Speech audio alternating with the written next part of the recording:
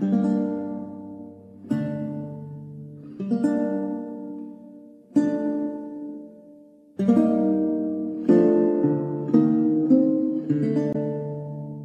Fire and Sword is a new game in the Mount&Blade franchise. It takes place in Eastern Europe, very dramatic and romantic war between Poland, Russia, Ukraine, the Crimean Khanate, and Sweden. It's the 17th century, and in that time period, gunpowder became part of warfare. So we're going to be experiencing some really interesting scenarios pitting the old technology versus the new technology. We responded to players' requests to make a Mount&Blade game that's based in history, because players get attached to their own countries, so it's very fun to pick a side and steer the course of history. Well, my favorite feature with Fire and Sword is the new troop system. It's something that I've always wanted to add.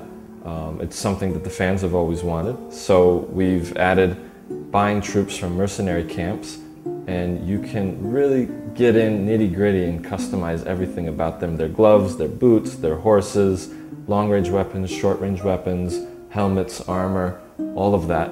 And it adds a really personal feel to it. So it's kind of like playing dress-up, you know, with your G.I. Joes or your little action figures.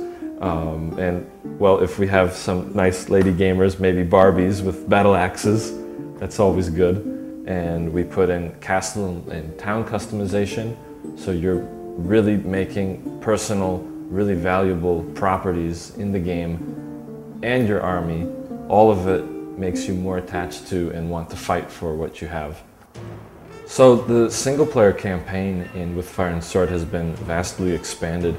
We've got different storylines to follow with each of the factions, and there's a lot of replayability in that sense, that you can choose some very interesting faction like Poland, who's at war with everybody, and have a completely different experience compared to playing Moscow, the Tsardom of Moscow, which is very powerful to begin with. Multiplayer is even better than Warband. We're using the Warband engine with Fire and Sword, and we're able to get a huge count of people on screen in the servers at the same time. We have a really awesome new mode called Captain Mode. And Captain Mode is where it's team deathmatch, but each player has control over squads of bots.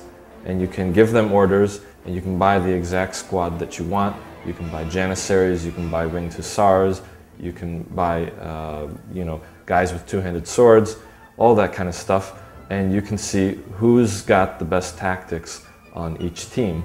And it's going to be 3 to 24 bots per commander, and we've got about 14 on 14 per side. So yeah, it's going to be really cool. And then also we've got about 12 new maps, really good variety of them. You'll be fighting in a marketplace in Russia. We've got huge siege battles, all sorts of things, even a swamp map. So there's a really good variety of maps to play in with Fire and Sword.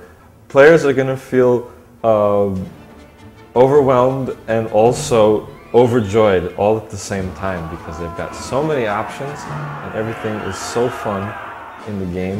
Customizing your army, trying out the new tactics, trying out the new technologies, getting involved in the storylines, all of that. So it's a familiar experience, but yet completely new at the same time because of all the nice features that are in multiplayer and single player. So overall, with Fire and Sword is a great experience. Even if you've put in hundreds of hours into Warband already, I think you'll really enjoy it.